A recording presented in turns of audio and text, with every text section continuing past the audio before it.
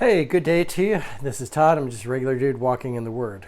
Today, I brought you out here. I'm at an actual job site. I have a drywall behind me that we're going to be doing some work on, but I'm going to read today from Judges chapter 1, verses 21 all the way to the end of the chapter, verse 36. So that's Judges 1, verse 21 through 36. It says this, if you have your Bibles. The Benjamites, however, did not drive out the Jebusites who were living in Jerusalem. To this day, the Jebusites lived there with the Benjamites. Now the tribe of Joseph attacked Bethel, and the Lord was with them. When they sent men to spy out the Bethel, formerly Luz, the spies saw a man coming out of the city, and they said to him, "Show us how to get into the city, and we will see that you are treated well." So he showed them, and they put the city to the sword, but spared the man and his whole family. He then went to the land of the Hittites, where he built a city and called it Luz, which is its name to this day. But Manasseh did not drive out the people of Bethshan, or Tekah, or Dor, or Iblam, or Megiddo, and their surrounding settlements, for the Canaanites were determined to live in the land. When Israel became strong, they pressed the Canaanites into forced labor, but never drove them out completely. Nor did Ephraim drive out the Canaanites living in Gezer, but the Canaanites continued to live there among them. Neither did Zebulun drive out the Canaanites living in the Kittor or Nahal, so these Canaanites lived among them. But Zebulun did subject them to forced labor. Nor did Asher drive out those living in Achor or Sidon or Ihlab, or Azkab, or Halbala, or Abskai, or Rehob. The Asherites lived among the Canaanites in the inhabitants of the land because they did not drive them out. Neither did Naphtali drive out those living in Beth Shemesh, or Beth-hen, but the Naphtalites too lived among the Canaanites, inhabitants of the land. And those living in Beth Shemesh and Beth-Anan became forced laborers for them. And the Ammonites confined the Danites to the hill country, not allowing them to come down to the plain. And the Amorites were determined also to hold in Mount Heres, Ajalon, and Sheblam. But when the power of the tribes of Joseph increased, they too were pressed into forced labor.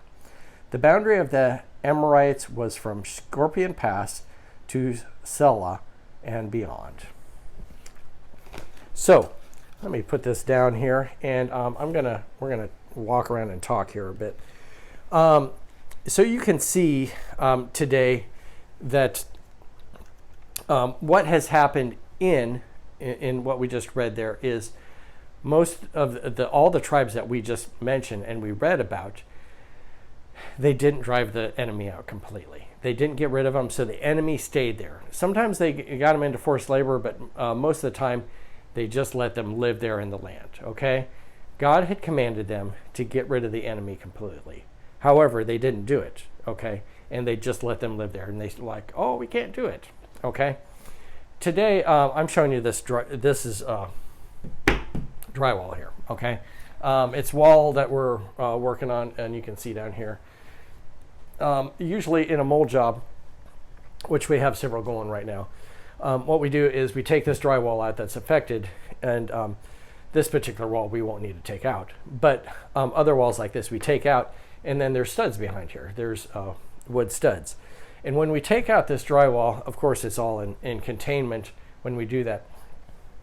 And we take out that drywall, what we do is I instruct whoever's working for me that day, or and myself included, take out all the nails. Let's get what our job is to get the drywall out, get the studs cleaned, get everything clean. It's like spick and span because we need to pass the mold test after we're done, and get it ready to rebuild. Okay, so that means all the nails have to be pulled. So there's nails and screws holding this drywall on. Okay, we need to make sure that's all pulled.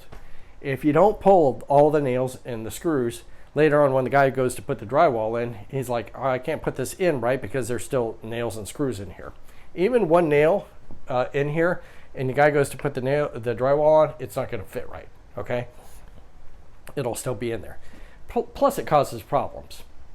So you have to, so I instruct everyone, you got to get this all clean. It's got to be all spick and span clean, and we got to get all the nails and all the screws out. Okay, that's the bottom line. Well, last week I was walking along and I was walking through a job, and some of the nails were taken out, but not all of them.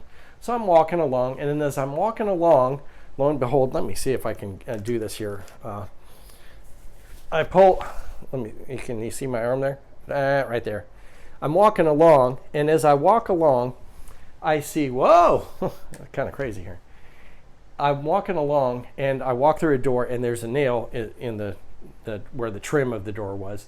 I walk along, and my arm hits it, bang, and I'm like, I say, ouch, that hurt. And as I do that, then there's blood coming out and everything, and I get that covered up. Now there's a bit of a bruise there too. But that's because not all the nails were pulled. And so it caused damage down the road. Okay, it caused damage to me, but you can't put the drywall and the trim up and everything else right, because the nails weren't all taken out. And so it caused me problems. Okay, and that's what was happening with the Israelites. They didn't get rid of all the enemy, and so it caused problems way, way, way into the future. Okay, and they always had an issue with that enemy being there because they never got rid of them completely. Okay, that's the way it is though in our lives. If we don't get rid of all the sin in our lives and all those things that are weighing us down, that will affect us in the future. Okay, and you can go, oh yeah, I give everything to God, except you hold back a few things, like I need these things still, and I'm not going to go into what those things are. Okay, you know what they are.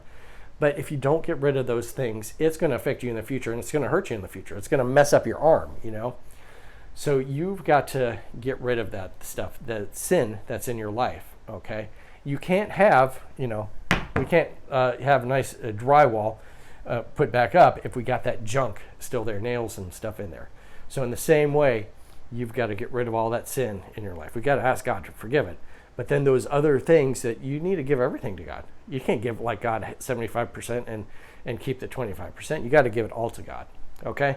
So that's the bottom line today. Give everything to God. Okay? Don't mess around with trying to keep some of it. All right? Thanks. I'm just a regular dude walking in the Word, and I'll see you tomorrow as we continue on into chapter 2 of the book of Judges, and we'll see you then. Blessings.